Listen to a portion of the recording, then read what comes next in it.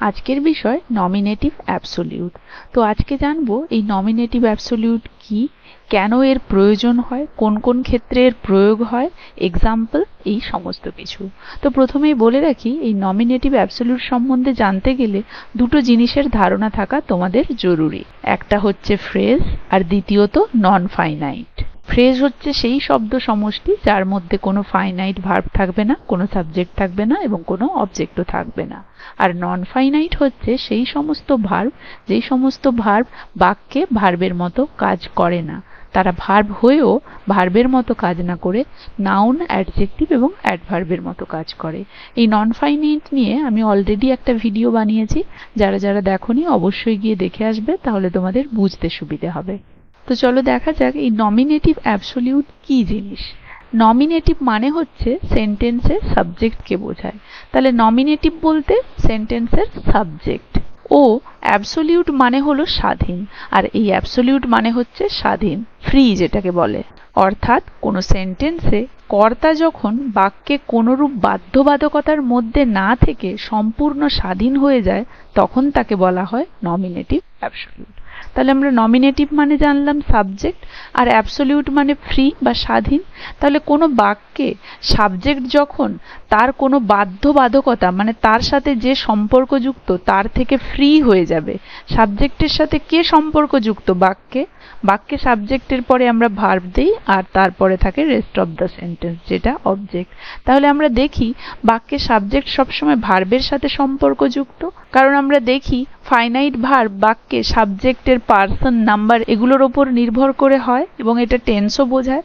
তাহলে এই সাবজেক্ট যখন বাক্যে এই কর্তা থেকে, কর্তার বাউন্ডেজ বা বাধ্যবাধকতা থেকে ফ্রি বা মুক্ত হয়ে যাবে, তখনই তাকে বলছে নমিনেটিভ অ্যাবসোলিউট। কারণ এটা নমিনেটিভ, আর এটা যখন ভার্বের বাধ্যবাধকতা থেকে ফ্রি হয়ে যাবে তখন তাকে অ্যাবসোলিউট বলবো, তখন এটা হয়ে যাবে নমিনেটিভ অ্যাবসোলিউট।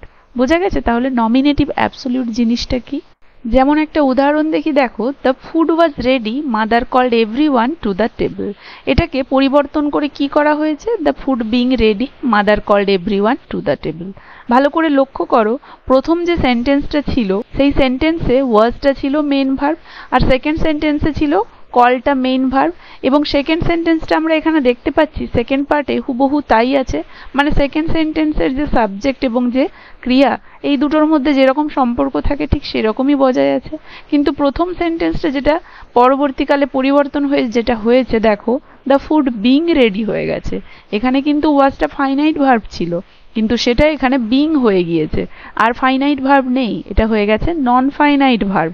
মানে বাক্যে এটা ক্রিয়ার কাজ করছে না, এটা বাক্যে অন্য কোনো কাজ করছে। ফলে বাক্যের যে কর্তা দ্য ফুড, সেটা আর এই ভার্বের সাথে সম্পর্কযুক্ত নয়, সে স্বাধীন হয়ে গেছে।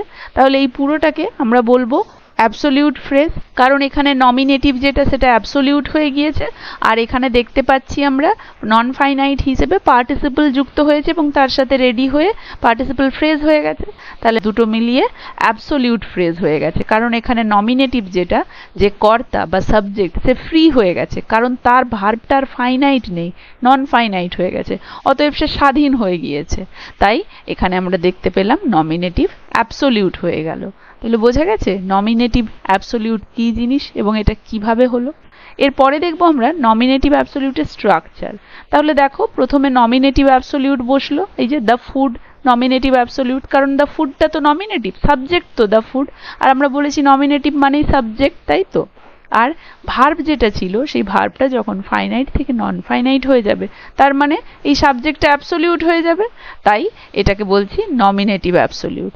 তারপরে দেখো পার্টিসিপল, অবশ্যই নমিনেটিভ অ্যাবসোলিউট বসলো দ্য ফুড, তারপরে ওয়াজটা বিং হয়ে গেছে, পার্টিসিপল হয়ে গিয়েছে, পার্টিসিপল হলো, তারপরে রেস্ট অফ দ্য সেন্টেন্স, আর যা কিছু থাকবে তারপরে সেটাই বসে যাবে। এখানে শুধু রেডি ছিল তাই রেডিটা বসে গিয়েছে, তারপরে অবশ্যই একটা কমা বসবে, দেখো কমা দিয়েছি এখানে একটা, তারপরে দ্য নেক্সট সেন্টেন্স, তারপরে পরের যে সেন্টেন্সটা আছে হুবহু যেরকম আছে বসে যাবে। এটাই হচ্ছে নমিনেটিভ অ্যাবসোলিউটের স্ট্রাকচার। এবারে দেখব কেন আমরা এই নমিনেটিভ অ্যাবসোলিউট সম্পর্কে জানবো। দুটি সিম্পল সেন্টেন্সকে একটি মাত্র সিম্পল সেন্টেন্সে পরিবর্তন করার জন্য আমরা নমিনেটিভ অ্যাবসোলিউট ব্যবহার করি। তাহলে নমিনেটিভ অ্যাবসোলিউট কি জানলাম, উদাহরণ দেখলাম, স্ট্রাকচার দেখে নিলাম। এবারে জানবো কেন ইউজ করি এবং রুলস কি এবং কোথায় কোথায় প্রয়োগ করব। তাহলে দেখো কেন করি, দুটো আলাদা সিম্পল সেন্টেন্সকে যদি একটা সিম্পল সেন্টেন্সে পরিবর্তন করতে হয় সেই ক্ষেত্রে আমাদের এই নমিনেটিভ অ্যাবসলিউটটা প্রয়োজন। আর এই নমিনেটিভ অ্যাবসলিউট সর্বদা পার্টিসিপল ইউজ করে হয়, প্রেজেন্ট পার্টিসিপল এবং পারফেক্ট পার্টিসিপল, পাস্ট পার্টিসিপল কিন্তু হয় না। এরপরে দেখব কোন কোন ক্ষেত্রে এই নমিনেটিভ অ্যাবসলিউট প্রয়োগ হয়। দেখো নাম্বার 1-এ বলেছে যখন দুটি বাক্যের কর্তা আলাদা হবে। তাহলে আমি এর আগে বললাম দুটো সিম্পল সেন্টেন্সকে একটা সিম্পল সেন্টেন্সে পরিবর্তিত করতে গেলে নমিনেটিভ অ্যাবসলিউট লাগছে, এবং সেই দুটি সিম্পল সেন্টেন্সের যে সাবজেক্ট সেগুলোকে আলাদা হতে হবে, তবেই সেখানে নমিনেটিভ অ্যাবসলিউট প্রয়োগ করতে পারবো। যেমন ধরো এখানে একটা উদাহরণ দিয়েছি, the boy hard the news, he ran quickly. এখানে দেখো দ্য বয় যে, তাকেই আমরা সেকেন্ড সেন্টেন্সের সাবজেক্ট হিসেবে পাচ্ছি। তাহলে এক্ষেত্রে কিন্তু নমিনেটিভ অ্যাবসলিউট প্রয়োগ করা যাবে না, কারণ দেখো এখানে কি দাঁড়িয়েছে সিম্পল সেন্টেন্স করতে গেলে, hearing the news the boy ran quickly. মানে সিম্পল সেন্টেন্স তো তৈরি করা হচ্ছে কিন্তু নমিনেটিভ অ্যাবসলিউট প্রয়োগ করা হচ্ছে না। এই যে বলেছে হেয়ার, এখানে hearing will be called participle not nominative absolute. এখানে যে হেয়ারিং কথাটা প্রেজেন্ট পার্টিসিপল, কিন্তু এটাকে আমি নমিনেটিভ অ্যাবসলিউট বলতে পারবো না। কারণ কি, নমিনেটিভ মানে কি, সাবজেক্ট বলেছিলাম, অ্যাবসলিউট মানে ফ্রি, সাবজেক্ট ফ্রি হবে। তাহলে এখানে যদি দুটোরই একই সাবজেক্ট থাকে তাহলে সেই সাবজেক্ট তো ফ্রি হলো না, কারণ সেই সাবজেক্ট গিয়ে তো পরে the boy ran quickly, the boy এই যে সাবজেক্টটা এখানে সেই র্যান ভার্বের সাথে যুক্ত তো হয়েই রইল, সে তো আর ফ্রি হতে পারলো না, মুক্ত হতে পারলো না। তাহলে আমরা এখানে নমিনেটিভ অ্যাবসলিউটের কি করে বলবো? তাই এখানে যেটা আমরা পাচ্ছি সিম্পল সেন্টেন্স হিসেবে সেটা শুধুমাত্র পার্টিসিপল ইউজ করে, সেটাকে নমিনেটিভ অ্যাবসলিউট বলা যাবে না, কারণ সাবজেক্টটা দুটো সেন্টেন্সেরই সেম। বোঝা গেছে? তাহলে নমিনেটিভ অ্যাবসলিউট যদি ইউজ করতে চাই তাহলে দুটো সেন্টেন্সের দুটো সাবজেক্টকে আলাদা হতে হবে, এবং সেই দুটো সেন্টেন্সের মধ্যে একটি সেন্টেন্সের ফাইনাইট ভার্বকে পার্টিসিপল দ্বারা চেঞ্জ করতে হবে, যেখানে প্রেজেন্ট পার্টিসিপল ও পারফেক্ট পার্টিসিপল ইউজ হবে, কোনরূপ পাস্ট পার্টিসিপল কিন্তু ইউজ হবে না। নেক্সট রুল দেখো, বাক্য দুটির ক্রিয়া সম্পর্কযুক্ত হবে, মানে একটি ভার্ব হবে কারণ, অপরটি হবে তার ফলাফল। মানে দুটো সেন্টেন্স থাকবে, দুটো সেন্টেন্সের একটির ভার্ব হবে অন্যটির কারণ আর অন্যটির ভার্ব হবে ফলাফল। যেমন ধরো এই প্রথম এক্সাম্পলটা যদি আমরা দেখতে যাই আবার ঘুরে, the food was ready, mother called everyone to the table. এখানে কি ছিল, যে খাবার রেডি ছিল এবং মা সবাইকে ডেকেছিল, তাই তো? এখানে দেখো ফুড ওয়াজ রেডি, একটি ছিল কারণ এবং পরের যে ভার্বটি সেটি হলো তার ফলাফল। যেহেতু খাবার রেডি ছিল মা তাই সবাইকে ডেকে ফেলেছে। তাহলে আমরা দেখতে পেলাম যে দুটো সেন্টেন্স হবে, এই দুটো সেন্টেন্সের সাবজেক্ট আলাদা হবে, দ্য ফুড, আর এখানে সাবজেক্ট হয়েছে দ্য মাদার, সাবজেক্ট দুটো আলাদা হয়েছে। আর ভার্ব দুটো, মানে একটা সেন্টেন্সের ভার্বটা হবে কজ, অন্য সেন্টেন্সের ভার্বটা হবে তার ফলাফল। দুটো ভার্ব বা ক্রিয়া সম্পর্কযুক্ত হবে একে অপরের সাথে। মিললো তাহলে সেকেন্ড রুলটা। এবারে দেখো rule to make a simple sentence using nominative absolute. কি বলেছে, নমিনেটিভ অ্যাবসলিউটের ক্ষেত্রে সর্বদা মূল ভার্বকে পার্টিসিপলে চেঞ্জ করতে হবে। যেমন বলেছিলাম নমিনেটিভ অ্যাবসলিউটের ক্ষেত্রে মূল যে ভার্ব হবে সেটাকে পার্টিসিপলে চেঞ্জ করতে হবে, চেঞ্জ করে সেটাকে পার্টিসিপল ফ্রেজ বানাতে হবে। এক্ষেত্রে কি হবে না, here only present participle and perfect participle will be used. তাহলে শুধুমাত্র এখানে প্রেজেন্ট আর পারফেক্ট পার্টিসিপলই ইউজ হবে, নো পাস্ট পার্টিসিপল। তাহলে মূল ভার্বটিকে যে চেঞ্জ করব আমরা শুধুমাত্র প্রেজেন্ট আর পারফেক্ট পার্টিসিপল ইউজ করব, পাস্ট পার্টিসিপল ইউজ করব না। আর একটা কি নিয়ম মানতে হবে, যে সেন্টেন্সে যদি বি ভার্ব থাকে তাহলে প্রেজেন্ট পার্টিসিপল, এবং বি ভার্ব না থেকে যদি অন্য মূল ভার্ব থাকে তাহলে কিন্তু পারফেক্ট পার্টিসিপল ব্যবহার করব। এক্সাম্পল দেখো, the sun set in the West, we decided to return home. এখানে দেখছি দুটো আলাদা আলাদা সিম্পল সেন্টেন্স আছে, এবং এই দুটো সিম্পল সেন্টেন্সের সাবজেক্টগুলো দেখছি আলাদা আছে। প্রথম সেন্টেন্সের সাবজেক্ট আছে দ্য সান, সেকেন্ডে আছে উই, তাহলে আলাদা সাবজেক্ট আছে। এবং প্রথম সেন্টেন্সে আছে the sun set in the West, এবং দ্বিতীয় সেন্টেন্সে আছে উই ডিসাইডেড টু রিটার্ন। তাহলে প্রথম সেন্টেন্সের যে ক্রিয়াটা সেট, এটা হচ্ছে ফাইনাইট ভার্ব, এবং সেকেন্ড সেন্টেন্সের যে ক্রিয়া এটাও হচ্ছে ফাইনাইট ভার্ব, এবং প্রথম সেন্টেন্সের ক্রিয়া হচ্ছে কারণ, দ্বিতীয় সেন্টেন্সের ক্রিয়াটা হচ্ছে ফলাফল। এই দুটো সম্পর্কযুক্ত আছে, কারণ সূর্য অস্ত গিয়েছে বলেই আমরা ডিসাইড করলাম যে আমরা বাড়ি ফিরে আসব। তাহলে একটা কারণ, অন্যটা ফলাফল হচ্ছে। তাহলে দুটো শর্তই, নমিনেটিভ অ্যাবসলিউট তৈরি করার দুটো শর্তই মানলো। তাহলে এক্ষেত্রে আমরা নমিনেটিভ অ্যাবসলিউট ইউজ করে দুটো এই সিম্পল সেন্টেন্সকে একটা সিম্পল সেন্টেন্সে কনভার্ট করতে পারবো। এবারে বলেছে পার্টিসিপল ইউজ করতে হবে, প্রেজেন্ট বা পারফেক্ট, পাস্ট নয় কিন্তু। তাহলে দেখো প্রথম সেন্টেন্সের যে ভার্বটা রয়েছে সেটাকে আমরা পার্টিসিপলে চেঞ্জ করব। এবারে কি বলেছে, বি ভার্ব থাকলে প্রেজেন্ট পার্টিসিপল হতো, এখানে বি ভার্ব নেই, তাহলে কি হবে না অন্য মূল ভার্ব থাকলে পারফেক্ট পার্টিসিপল। তাহলে মূল ভার্ব আছে সেট, তাহলে এখানে পারফেক্ট পার্টিসিপল ইউজ করব। তো কি হয়েছে, the sun having set in the West we decided to return home. তাহলে দেখো এক্ষেত্রে পারফেক্ট পার্টিসিপল ইউজ করে আমরা নমিনেটিভ অ্যাবসলিউট দিয়ে সিম্পল সেন্টেন্স বানিয়েছি। এবং এই পারফেক্ট পার্টিসিপলের ফরমেশনটা কি, পার্টিসিপলের ক্ষেত্রে আমি বলেছিলাম হ্যাভিং বসবে প্লাস V3, তাই তো। তাহলে এক্ষেত্রে নমিনেটিভ অ্যাবসলিউটের স্ট্রাকচার হয়ে যাবে প্রথমে নমিনেটিভ অ্যাবসলিউট, তারপরে হ্যাভিং প্লাস V3, তারপরে রেস্ট অফ দ্য সেন্টেন্স, তারপরে কমা, তারপরে দ্য নেক্সট ফুল সেন্টেন্স, তাই তো। বোঝা গেল স্ট্রাকচারটা তাহলে। তাহলে এখানে দেখলাম the sun set in the West, সেটা হয়ে গেল the sun having set in the West, comma we decided to return home. পরের সেন্টেন্সটা যা আছে হুবহু তাই বসে গেল। এর পরের উদাহরণে দেখো, the fog was dense, the fisherman couldn't sail further. এত ঘন কুয়াশা ছিল ফিশারম্যান আর এগোতে পারেনি। এখানে দেখো ওয়াজ বি ভার্ব ইউজ হয়েছে, আর বি ভার্ব থাকলে বলেছিলাম প্রেজেন্ট পার্টিসিপল হবে।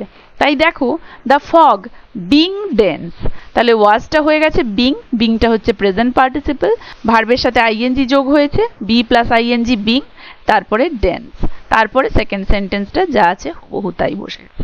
তাহলে এখানে যে ফগটা ছিল, এই যে ফগটা সাবজেক্ট, সেটা কিনা অ্যাবসলিউট হয়ে গেল, মানে ফ্রি হয়ে গেল, সে আর ভার্বের সাথে কোনরূপ সম্পর্কযুক্ত থাকলো না। তাই এটা হয়ে গেল নমিনেটিভ অ্যাবসলিউট ইউজ করে simple sentence, the fog being dense, comma the fisherman couldn't sail further. আরেকটা উদাহরণ দেই, যদি কোনো সেন্টেন্স প্যাসিভ ফর্মে থাকে তাহলে কি হবে। ধরো the letter was written, he posted it. তাহলে এক্ষেত্রে আমি দুটো সিম্পল সেন্টেন্স বললাম, এবং এই দুটো সিম্পল সেন্টেন্সকে আমি বললাম নমিনেটিভ অ্যাবসলিউট ইউজ করে একটা সিম্পল সেন্টেন্সে পরিবর্তন করো। দেখো এখানে সাবজেক্ট আছে দ্য লেটার, এখানে আছে হি, দুটো সেন্টেন্সের সাবজেক্ট আলাদা, প্রথম নিয়মটা মানলো। এখানে আছে ভার্ব ওয়াজ রিটেন, এখানে আছে পোস্টেড ইট। আমি বলেছিলাম একটা ক্রিয়া হবে কারণ, একটা হবে ফলাফল, লেখা হয়েছিল তাই পোস্ট করা হয়েছে, তাহলে কজ আর এফেক্ট এই নিয়মটাও মানা হলো। তাহলে এক্ষেত্রে আমরা নমিনেটিভ অ্যাবসলিউট ইউজ করতে পারবো, কিন্তু এটা দেখছি প্যাসিভ ফর্মে, কারণ ওয়াজ দেওয়া রয়েছে। তাহলে এক্ষেত্রে এটা হয়ে যাবে the letter having been written, comma he posted it. মানে এক্ষেত্রে একটা কাজের আগের কাজটা পুরোপুরি কমপ্লিটেড অবস্থায়, যেটা পার্টিসিপলের ক্ষেত্রে আমরা দেখেছিলাম যে পারফেক্ট পার্টিসিপলে ইউজ হয়। তাহলে পারফেক্ট পার্টিসিপলের ক্ষেত্রে যখন আমরা অ্যাক্টিভ ফর্মে থাকছিল সেক্ষেত্রে দেখেছি হ্যাভিং প্লাস V3। এবারে যদি কোথাও দেখি কোনো সেন্টেন্স প্যাসিভ ফর্মে আছে, সেক্ষেত্রে পারফেক্ট পার্টিসিপলের প্যাসিভ ফর্মটা মেনশন হবে। কোনটা না, having plus been plus V3 মিলেছে। এখানে ওয়াজ রিটেনটা হয়ে গেছে হ্যাভিং বিন রিটেন। তাহলে the letter having been written he posted. এখানে লেটারটা যেটা কিনা সাবজেক্ট ছিল, having been written, perfect participle use করে দিলাম, ফলে সাবজেক্টটা স্বতন্ত্র হয়ে গেল ক্রিয়া থেকে, কারণ ক্রিয়াটা নন ফাইনাইট ভার্ব পার্টিসিপলে আমি চেঞ্জ করে দিলাম, ফলে এটাকে আমরা বলবো নমিনেটিভ অ্যাবসলিউট। এবং নমিনেটিভ অ্যাবসলিউট ইউজ করে সেন্টেন্সটাকে সিম্পল সেন্টেন্স বানালাম। আশা করি বোঝা গেছে নমিনেটিভ অ্যাবসলিউট ইউজ করে কিভাবে সিম্পল সেন্টেন্স বানানো হবে। এখানে কি বলেছে, নমিনেটিভ অ্যাবসলিউট এবং পার্টিসিপল ফ্রেজ মিলে অ্যাবসলিউট ফ্রেজ তৈরি হয়। এই অ্যাবসলিউট ফ্রেজকে বাদ দিলেও মূল বাক্যের কোনরূপ অর্থ পরিবর্তন হবে না। দেখো প্রত্যেকটা সেন্টেন্সে যখন আমি নমিনেটিভ অ্যাবসলিউট দিয়ে সেটাকে সিম্পল সেন্টেন্স বানাচ্ছি, যেই অ্যাবসলিউট ফ্রেজটা কমার আগে রয়েছে সেটাকে পুরোটাকে যদি আমি বাদ দেই, পরবর্তী যে সেন্টেন্সটা রয়েছে মূল, সেই সেন্টেন্সটার মানের কোনো চেঞ্জ হচ্ছে না। আমি যদি এখানে দ্য ফগ বিং ডেন্স এটা নাও বসাতাম, the fisherman couldn't sail further, এই যে সেন্টেন্সটা, এর অর্থ হুবহু যেরকম ছিল আগের সেন্টেন্সে সেরকমই আছে, এর কোনো অর্থগত পরিবর্তন হয়নি। সেটাই এখানে বলা হয়েছে যে নমিনেটিভ অ্যাবসলিউট ইউজ করে যে অ্যাবসলিউট ফ্রেজটা আমরা পাবো, তখন তো সেটা ফ্রেজ হয়ে গেল, তাই তো, তখন তো আর ওটা সেন্টেন্স থাকলো না। তাহলে যে ফ্রেজটা আমরা পাবো সেই ফ্রেজটা বাদ দিলেও মূল যে বাক্য সেই বাক্যের অর্থগত কোনো চেঞ্জ হবে না। এটাই হচ্ছে নিয়ম, কারণ আগেরটা ফ্রেজ হয়ে যাচ্ছে, ফলে পরের যে বাক্যটা শুধুমাত্র সেখানেই একটা ফাইনাইট ভার্ব থাকছে, তাই সেটা হয়ে যাচ্ছে শুধুমাত্র সিম্পল সেন্টেন্স। কারণ সিম্পল সেন্টেন্সের রুলে সেন্টেন্সে একটি ফাইনাইট ভার্ব থাকবে, তাহলে বাদ বাকি অংশটা যেটা সেখানে আর ফাইনাইট ভার্ব নেই, তাই সেটা ক্লজও নয়, সেটা সেন্টেন্সও নয়, সেটা শুধুমাত্র ফ্রেজ। আর সেই ফ্রেজে আমরা সাবজেক্টটাকে ফ্রি করে দিয়েছি, অতএব সেটা অ্যাবসোলিউট ফ্রেজ। সাবজেক্ট ফ্রি তার মানে নমিনেটিভ অ্যাবসোলিউট ফ্রেজ। বোঝা গেছে তাহলে নমিনেটিভ অ্যাবসোলিউট কি জিনিস? আশা করছি তাহলে কারোরই ভুল হবে না এরপর থেকে নমিনেটিভ অ্যাবসোলিউট নিয়ে কোনো কিছু। আজকের ক্লাসে তাহলে এখানেই। ভিডিওটা কার কেমন লাগলো জানাবে, ভালো লাগলে একটা লাইক আর শেয়ার করে দেবে, আর যারা যারা আমার চ্যানেলটা এখনো সাবস্ক্রাইব করনি কাইন্ডলি আমার চ্যানেলটা সাবস্ক্রাইব করে দেবে। দেখা হচ্ছে এর পরবর্তী ক্লাসে নতুন একটা টপিক নিয়ে।